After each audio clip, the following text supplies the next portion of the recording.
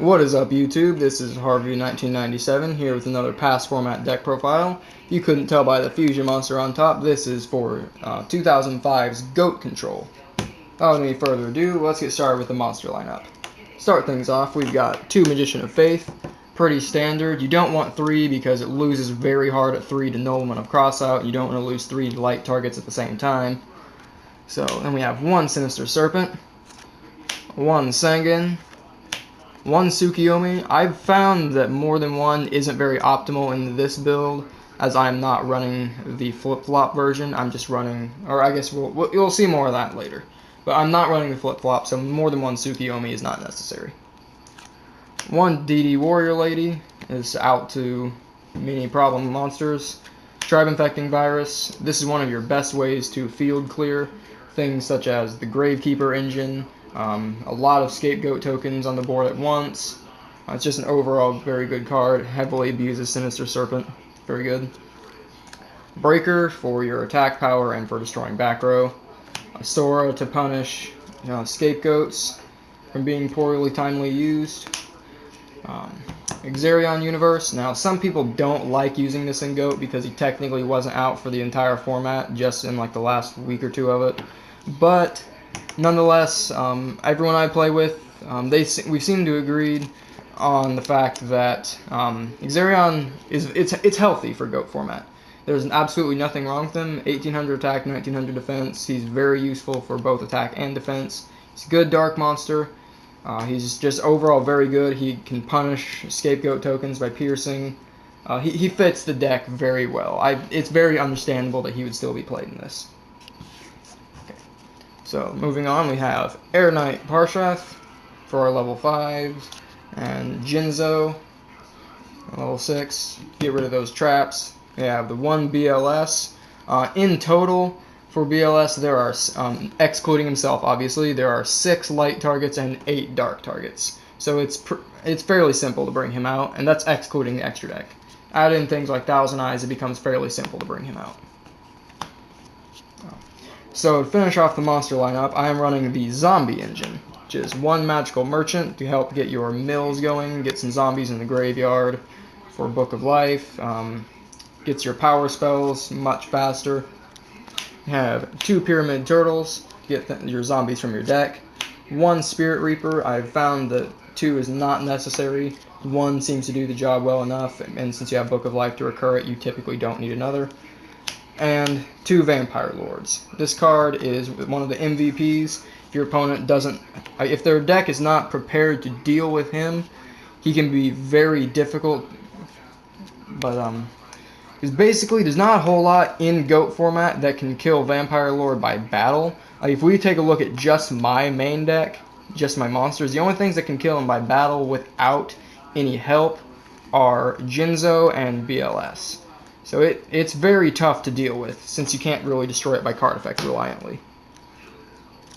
And also, you typically want to call traps with this effect, as if you call monsters, they can mill light or darks, and then set up for BLS. Or if you kill spells, they can, for example, send Pot of Greed, and then you realize, oh crap, that face down monster of theirs is a Magician of Faith. Now you just let them search Pot of Greed. So, yeah, you almost always want to call traps off this effect. So, moving on to the spell lineup, we have the trio, Pot of Greed, Graceful Charity, Delinquent Duo. Nothing to say about those. Heavy Storm and Snatch Steal. Again, not much to say. They're absolute staples in this format. As I am playing the Zombie engine, 2 Book of Life, 1 Creature Swap. Amazing cards. I love Creature Swap with Pyramid Turtle. It puts in way too much work. Book of Life, again, helps revive some of your dead zombies, things like that. It banishes lights and darks from your opponent's graveyard too, which is amazing. It can get rid of problem cards like Jinzo and Airknight Parshath that they would bring back. So it's very helpful to get those out of the game as well. Plus, you can recycle Book of Life with Magician of Faith if you need to. I'm running only 1 Scapegoat and 1 Metamorphosis. I found that only 1 is really necessary in this build. Thousand Eyes he's not super necessary in this build, as you have the zombies to be more of an aggressive engine as well, and you have Spirit Reaper to be easily searched out and revived for more defense. So 1 and 1 is still definitely necessary. I just wouldn't run more than that in the zombie build like I'm running.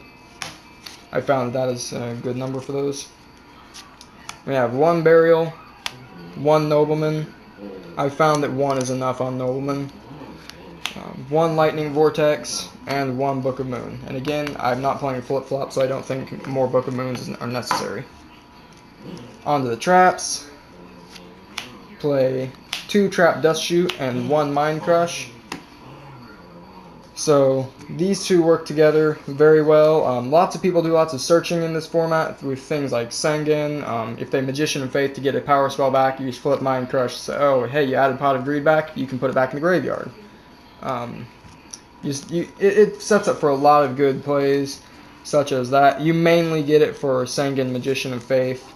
You can also, if you're playing Giant Trunade, I am not playing Giant Trunade in this build, but if your opponent happens to use Giant Trunade and they have like Call of the Haunted out or something, and then you know they have that in their hand, you can just Mind Crush on the next turn and get it out. But anyway, Trap Dustshoot, I've found 2 is a good number because you always want to open it if you can, but you don't like to see it much aside from that unless your opponent uses a Morphing Jar. Since I'm not running Morphing Jar, it doesn't really do a whole lot of good to rely on that, so 2 is a good number. The rest of the traps, I have a Mirror Force, Torrential Tribute, Ring of Destruction, and Call of the Haunted. And that rounds up the main deck. Onto the extra deck. For those of you who are familiar with GOAT, you'll realize that there was no limit on the fusion deck at this point. So these are filler. You can literally run 3 copies of every fusion monster that was available at this time, but you by no means need them. I have a 13 card fusion deck right here, and I'm actually missing 1 card for it. It should be 14. However, I can't find the last card for it. So you could definitely, if you wanted to play online, for example, you could make this a 15 card extra very easily. Okay, for starters, Thousand Eyes Restrict. I only have 2. If I had a third, I'd put it in here. I've never needed a third, but you know, it doesn't hurt. This is the most accessed fusion monster by far. The level 3s, run 1 Flame Ghost and 1 Dragoness the Wicked Knight. The reasoning behind them is Dragoness is the highest attack of the level 3 fusions. Flame Ghost is a dark. You do not really need Cherubin the Fire Knight. It is neither dark nor the higher attacked monster, so it doesn't do much for you. These 2 are, I think they're necessary. I've definitely needed them a few times. Set up combos like Tribute to Sangan, or your opponent's Sangan, whatever you want to do with Metamorphosis, to put it in the graveyard and get one of these things ready to set up for early game BLS play, something like that. Finish the game a little bit faster. It's very nice. Level 4s, Dark Fire Dragon. Not much to say. He's a dark, and he's the highest attack level 4 fusion. There are actually none with higher attack than him, and there are no lights. So you think other honorable mentions, I guess, Carbonella Warrior, but there's no need for him. You'd be better to max out on Dark Fire before you put it in Carbonella. Fiend Skull Dragon, again, I have 2. I've never needed a second, but he's there. He's the good level 5 fusion. You can also run Dark Blade the Dragon Knight. It's a dark target. I just happen to not have one. So yeah, this is actually I believe Fiend Skull Dragon is necessary at 1 in any GOAT control extra deck, if not 2. So for level 6s, we have Ryu Senshi. Kind of does the same thing that Fiend Skull Dragon does, whereas Fiend Skull negates flip effects and traps that target it. Ryu Senshi negates spells that target it and negates normal traps. So they both do their own jobs very well. So and then the other 2 level 6s you want to play are Ojama King and Sandwich.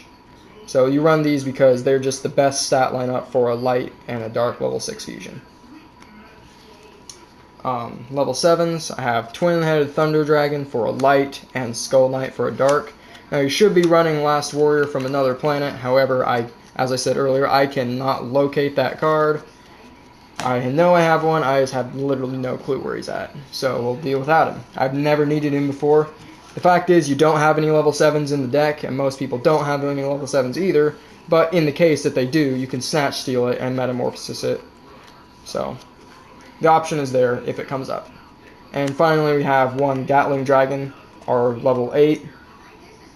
And he actually does come in handy too for making OTKs. For example, use BLS, banish something, tribute it with Metamorphosis, summon this, blow up more, Premature Burial the BLS, bring it back. Now you've got 56 damage on board, and you've already banished something as well, and you probably destroyed stuff with Gatling Dragon. You're in good shape. So that's it. Thank you for watching. Make sure to leave a like, comment, subscribe, and I will see you in my next video.